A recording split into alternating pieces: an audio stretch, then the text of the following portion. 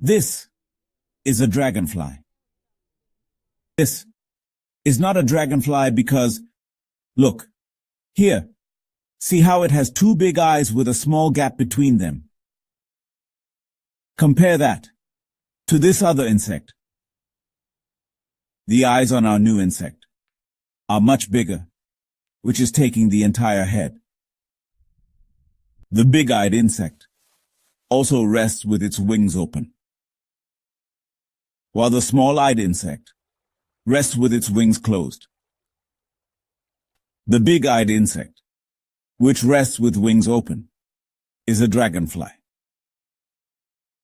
And the small-eyed insect, which rests with wings closed, is a damselfly.